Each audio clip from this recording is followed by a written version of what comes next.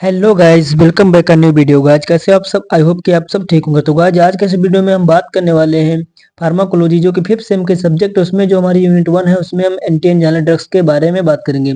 यानी यहाँ पर हम बात करेंगे इसका क्लासिफिकेशन क्या है, एंड इसमें जो ड्रग्स आते हैं उसके mode of action, pharmacological action and उसके एडीआर एंड यूजेस के बारे में बात करने वाले हैं। तो इससे पहले के वीडियो अगर आपने नहीं देखा तो उसका लिंक डिस्क्रिप्शन बॉक्स में पिन है, उसे आप जल्दी वॉच कर लीजिए। तो जैसा कि जो आज का टॉपिक है, टॉपिक नंबर 5 है, तो जिसमें हम बात करेंगे एंटी एंजाइनल ड्रग्स के बारे में कि ये होती क्या है। तो यहाँ पर हम डेफिनेशन के बारे में बात करते हैं इसकी। तो जो एंटी एंजाइनल ड्रग्स ऐसी ड्रग्स होती हैं जिसका कि यूज किया जाता है एंजाइना पेक्टोरिस जो होती है उसको ट्रीट करने के लिए, तो उसे सिंपली एंटी एंजाइनल ड्रग्स बोलते हैं। अभी हम बात करेंगे कि एंजाइना पेक्टोरिस जो है वो क्या होती है। तो जैसे एंटी जो एंजाइनल है वो टू वर्ड से मिलकर बना है, anti and angina. Anti mean suppose, जैसा कि आप स्टार्टिंग से पढ़ते चले आ रहे होंगे, एंड एंजाइनल मीन्स एंजाइना और angina pectoris means chest pain. Chest pain जो होता है उसे सिंपली एंजाइना पेक्टोरिस बोलते हैं। तो इस प्रकार से जो एंटी एंजाइनल ड्रग्स होंगी। एंड यहाँ पर हम बात करते हैं कि जो हमारी एंजाइना पेक्टोरिस या एंजाइना वो क्या होती है। तो एंजाइना पेक्टोरिस जो होता है उसे हम स्टेमिक चेस्ट पेन के नाम से जानते हैं। यानी स्टेमिक चेस्ट पेन मीन्स जैसे ऑक्सीजन जो होता है उसकी जब कमी हो जाती है तो हमारे हार्ट में पेन होने लगता है, तो उसे सिंपली एंजाइना पेक्टोरिस बोलते हैं। जैसा कि डेफिनेशन में लिखा है कि जो एंजाइना है एक सीवियर चेस्ट पेन है जिसमें कि जो इस्टीमिया काज हो जाती है, मीन्स ऑक्सीजन जो होता है उसकी कमी हो जाती है हार्ट के मसल्स में, तो उसे सिंपली इस्टीमिया या एंजाइना पेक्टोरिस बोलेंगे। जिसमें कि चेस्ट पेन जो होगा, मीन्स सिंपली इसमें चेस्ट पेन जो होता है उसमें होता है। एंड इसमें जो पेन होता है वो चेस्ट में होता है, मतलब सीना जो होता है उसमें होता है, फिर पीछे की तरफ जाता है चेस्ट पेन, एंड पूरा जो गर्दन होता है उसमें स्प्रेड होने लगता है।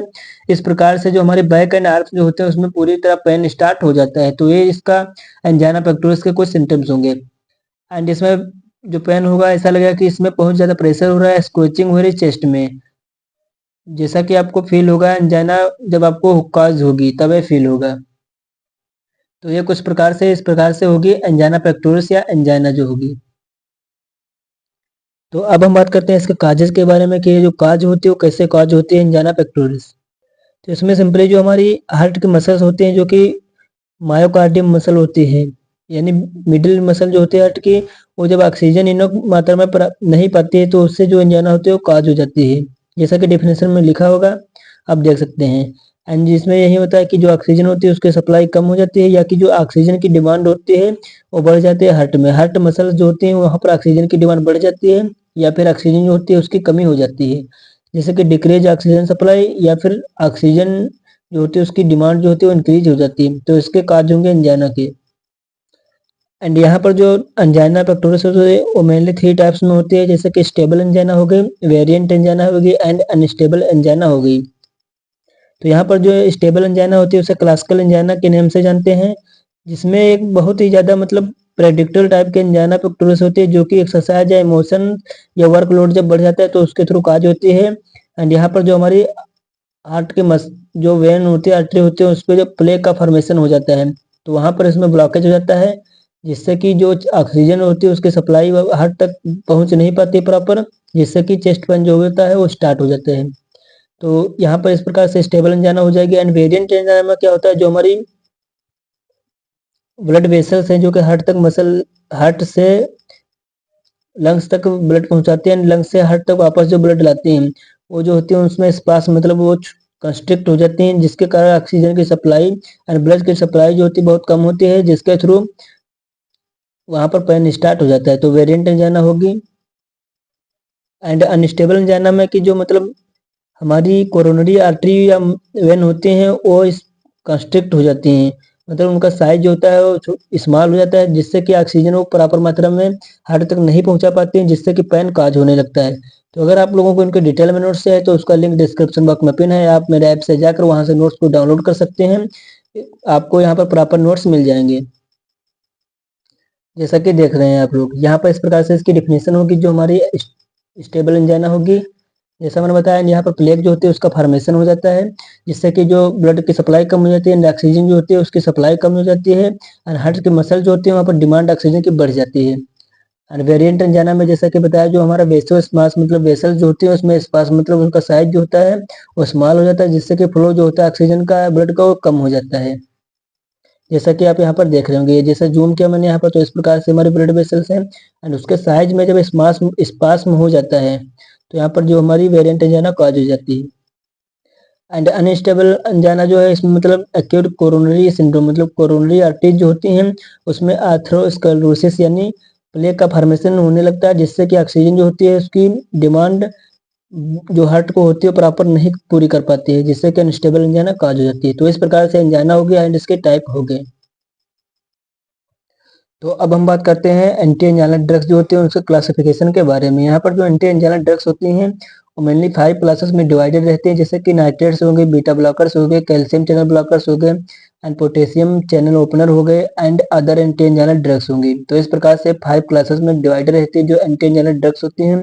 एंड यहाँ पर नाइट्रेट्स जो होते हैं, अब उसके बारे में बात करते हैं। तो जैसे नाइट्रेट्स जो होते हैं वो फर्दर 2 क्लासेस में डिवाइडेड होते हैं, जो कि शॉर्ट एक्टिंग होते हैं एंड लॉन्ग एक्टिंग होते हैं। मतलब शॉर्ट एक्टिंग में ड्रग्स जो होते हैं जैसे कि ग्लिसरॉल ट्राइनाइट्रेट हो गए, आइसोसर्बाइड डाइनाइट्रेट हो गई जो कि सबलिंगुअल ली जाएगी। एंड यहाँ पर लॉन्ग एक्टिंग में आती है जैसे कि आइसोसर्बाइड डाइनाइट्रेट जिसे कि ओरल लेंगे एंड आइसोसर्बाइड मोनोनाइट्रेट, इरिथ्रिटिल टेट्रोनाइट्रेट एंड नाइट्रोग्लिसरीन।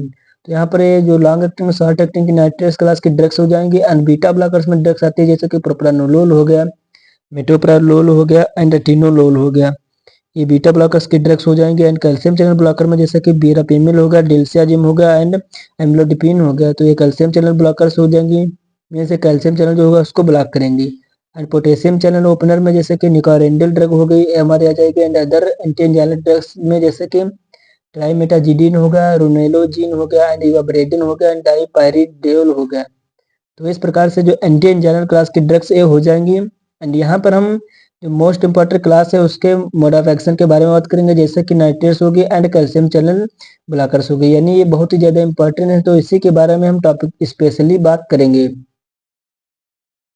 तो फर्स्ट है जैसे हमारी जो नाइट्रेट्स क्लास की ड्रग्स है जिसमें कि 2 क्लास में डिवाइडेड थे, short acting and long acting. तो यहाँ पर हम बात करेंगे जैसे नाइट्रेट्स जो होती हैं उसमें जैसे ग्लिसरॉल ट्राइनाइट्रेट होगी ड्रग, उसके बारे में बात करेंगे। ये जो ड्रग हमारी है ग्लिसरॉल ट्राइनाइट्रेट, ये आप मोस्ट इंपॉर्टेंट ड्रग मान लो जो कि एग्जाम में आती ही आती है, तो बहुत ही ज्यादा इंपॉर्टेंट है हमारी ग्लिसरॉल ट्राइनाइट्रेट ड्रग जो है।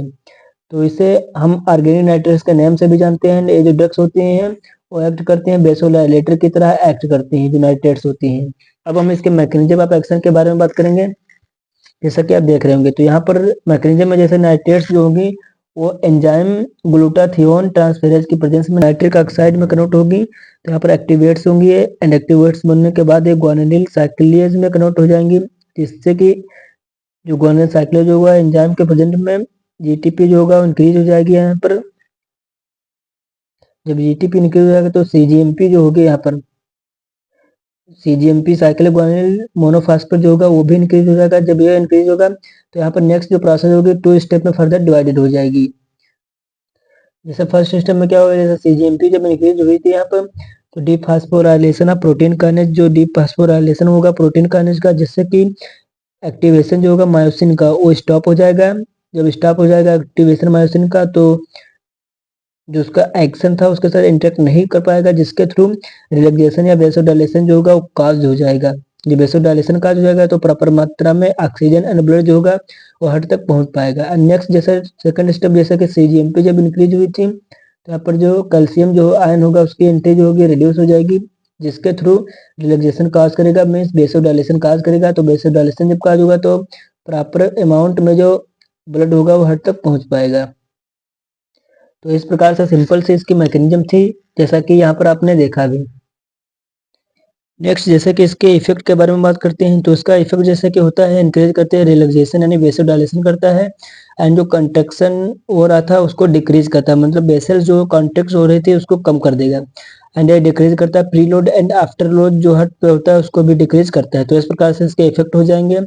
एंड अब यहाँ पर हम इसके फार्माकोकाइनेटिक के बारे में बात करते हैं। तो फार्माकोकाइनेटिक जैसे कि it is well absorb orally, मतलब ओरली जो है बहुत अच्छी तरह से एब्जॉर्ब हो जाएगी। एंड ऑर्गेनिक नाइट्रेट्स जो होते हैं लिपिड सॉल्युबल होते हैं, जिसके थ्रू वेल एब्जॉर्ब होंगी buccal mucosa and intestinal and skin में एब्जॉर्ब हो जाएंगी। मीन्स ऑर्गेनिक नाइट्रेट्स जो होते हैं वो लिपिड सॉल्युबल होते हैं एंड अच्छे से एब्जॉर्ब होते हैं buccal mucosa and intestinal and skin के थ्रू अच्छे से एब्जॉर्ब हो जाती हैं उसमें। एंड इसका मेटाबॉलिज्म जो होगा लीवर के थ्रू होगा बाय फर्स्ट पास मेटाबॉलिज्म, क्योंकि हम इसे ओरली ले रहे हैं ओरली जब लेंगे तो इसका जो फर्स्ट पास मेटाबॉलिज्म होगा वो बहुत ही फास्ट होगा। एंड नेक्स्ट इसके एडीआर के बारे में बात करते हैं तो इसका एडीआर जैसे कि हेडेक होगी, हाइपोटेंशन। हाइपोटेंशन कैसे कॉज होगा, जैसे कि जो हमारी ब्लड वेसल थी उसको जब ये डायलेट कर रहा था तो यहाँ पर जो ब्लड का वॉल्यूम था वो कम पड़ जाएगा, जिसके थ्रू ये हाइपोटेंशन कॉज कर देंगे। इसका एडीआर हो जाएगा एंड डिजीनेस महसूस होगी, वीकनेस लगेगी, स्वेटिंग होगा, पाल्पिटेशन होगा, मीन्स इरेगुलर जो हार्ट बीट होगी और ब्रीदिंग इरेगुलर हो जाएगी। तो इस प्रकार से इसके एडीआर हो गया। यूजेस के बारे में बात करते हैं तो इसका यूज जैसे कि एंजाइना पेक्टोरिस में करते हैं, सीएचएफ में करते हैं, मायोकार्डियल इन्फेक्शन में करते हैं एंड साइनाइड पॉइजनिंग में एंड ओस्टियोफेगस स्पास में इसका यूज किया जाता है। तो इस प्रकार से हमारी फर्स्ट ड्रग जो है कंप्लीट होती है। इसके हम यहाँ पर अब नेक्स्ट बात करेंगे फार्माकोलॉजिकल एक्शन के बारे में।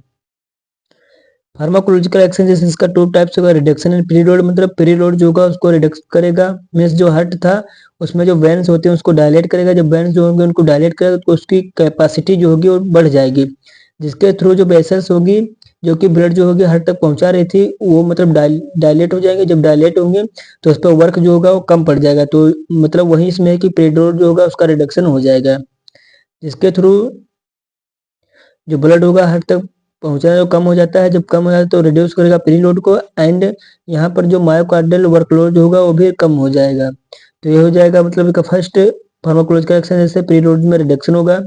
एंड नेक्स्ट है जैसे कि reduction in after load. After load में जब रिडक्शन होगा तो जैसे नाइट्रेज होते हैं वो काज करते हैं आर्ट्रियोलर डायलेशन, मतलब आर्टरी जो होती हैं जो कि हार्ट तक ब्लड पहुंचाती हैं वो भी डायलेट हो गए, जिसके through significant in high doses form, जो हाई डोजेस फार्म के में भी ये सिग्निफिकेंट होती हैं। एंड ये वस्कुलर रेजिस्टेंस जो होता है मतलब वेसल जो होती है उसमें जो रेजिस्टेंस करता है उसको भी डिक्रीज करती हैं। जब उसको डिक्रीज करेंगी तो आफ्टर लो जो होगा वो रिडक्स हो जाएगा। तो इस प्रकार से इसके फार्माकोलॉजिकल एक्शन हो जाएंगे। एंड यहाँ पर जैसे कि एडीआर में मैंने जो बात किया कि हाइपोटेंशन का करेंगे वो सब भी आप अपने सेमेस्टर एग्जाम में लिख सकते हैं, क्योंकि यहाँ पर जो हम लिखते हैं तो उसमें जैसे कि उसका एक्शन क्या होता है उसी के बारे में हम यहाँ पर लिखते हैं। तो ये हमारी जो फर्स्ट ड्रग होगी कंप्लीट होगी नाइट्रेट्स। आई होप कि आपको समझ में आ गया होगा कि नाइट्रेट्स जो होते हैं वो क्या होते हैं, एंड उसके जो एडीआर जो होते हैं mechanism of action pharmacological action आपको अच्छे से समझ में आ गए होंगे। एंड नोट्स वगैरह जो है आपको टेलीग्राम ग्रुप पे मिल जाएंगे या फिर आप हमारे ऐप में जाकर अभी से डाउनलोड कर सकते हैं नोट्स को, जिसका कि लिंक डिस्क्रिप्शन बॉक्स में पिन है। नेक्स्ट हमारी जो क्लास है वो है calcium channel blocker. Calcium channel blockers में जैसे कि जो ड्रग्स थी जैसे कि यहाँ पर थी वीरापेमिल थी, डुल्सियाजिम थी, एम्ब्लोडिफिन थी, तो ये ड्रग्स है इसमें। एंड जो कैल्शियम चैनल ब्लॉकर हैं उनका कॉमनली यूज किया जाता है हाइपर टेंशन के ट्रीटमेंट में, मतलब हाई ब्लड प्रेशर जब हो जाता है तब उसके ट्रीटमेंट में भी इसका यूज किया जाता है। एंड कैल्शियम चैनल ब्लॉकर जो है मोस्ट इंपॉर्टेंट कैटेगरी ये आपकी जो एंटी एंजाइना ड्रग्स की एक बहुत ही ज्यादा इंपॉर्टेंट कैटेगरी है। इसको आपको अच्छे से पढ़ लेना है, इसके मैकेनिज्म के बारे में अच्छे से भी पढ़ना है। एंड उन पेशेंट में हम इसको सेफली यूज करते हैं जिन्हें कि हाइपरटेंशन होता है या फिर asthma and hyperlipidaemia and diabetes mellitus या रीनल डिस्फंक्शन जो होता है उसमें भी इसका यूज किया जाता है। हाइपरटेंशन में हाई ब्लड प्रेशर जो होता है उसमें भी यूज करते हैं, अस्थमा जो हो जाता है उसमें यूज करते हैं, एंड हाइपरलिपिडेमिया मतलब लिपिड जो होता है उसका अमाउंट जब बॉडी में बढ़ जाता है उसमें यूज करते हैं। एंड जो डायबिटीज मेलाइटस हो जाता है मतलब ब्लड ग्लूकोज लेवल जो होता है वो बढ़ जाता है नॉर्मल से ज्यादा, तो उसमें भी इसका यूज किया जाता है। एंड रीनल डिसफंक्शन मतलब किडनी जो होती है उसमें डिसफंक्शन हो जाते हैं, मतलब प्रॉब्लम हो जाती है फिल्ट्रेशन करने को यूरिन, उसमें भी इसका यूज करते हैं। एंड कैल्शियम चैनल जो ब्लॉकर्स होते हैं वो एक्ट करते हैं जो कैल्शियम आयंस होते हैं उनका मूवमेंट्स जो होता है उसको इनहिबिट करते हैं मूवमेंट को, जिसके थ्रू कैल्शियम आयन जो होती है इसकी एंट्री जो होती है वो कम हो जाती है। तो इस प्रकार से एक्ट करते हैं। तो जैसा कि मैंने बताया अभी कि कैल्शियम चैनल जो होते हैं एंट्री को रिड्यूस करते हैं, वो कैसे करते हैं उसके मैकेनिज्म के बारे में हम बात करेंगे यहाँ पर कैल्शियम चैनल ब्लॉकर के। तो CCB means calcium channel blocker जो होंगी वो ब्लॉक करेंगी L type of calcium channel ions को, जिसके थ्रू ये बाइंड होगी अल्फा सब यूनिट पे। जब अल्फा सब यूनिट पे बाइंड होगी तो जो फ्रिक्वेंसी होगी कैल्शियम चैनल ओपनिंग की फ्रिक्वेंसी डिक्रीज हो जाएगी, जिसके थ्रू जो calcium current and calcium entry थी cardiac and vascular smooth muscles में वो भी डिक्रीज हो जाएगी। जब ये डिक्रीज होगी जिसके थ्रू कार्डियक कंट्रैक्टिलिटी होगी, मीन्स हार्ट रेट जो होगा डिक्रीज हो जाएगा, एंड कंडक्शन जो होगा वेलोसिटी का वो भी डिक्रीज हो जाएगा। जब ये डिक्रीज होगा तो वेस्कुलर स्मूथ मसल जो होंगे वो रिलैक्स हो जाएंगे। जब रिलैक्स हो जाएंगी तो प्रॉपर अमाउंट में जो हमारा ब्लड एंड ऑक्सीजन हार्ट तक पहुंच पाएगा। तो इस प्रकार से इसका मोड ऑफ एक्शन हो जाएगा कैल्शियम चैनल ब्लॉकर का। एंड यहाँ पर नेक्स्ट इसके एडीआर जैसे कि हैं, एडीआर जैसे कि नोजिया हो गया, वोमिटिंग हो गया एंड ब्रेडिकार्डिया हो गया।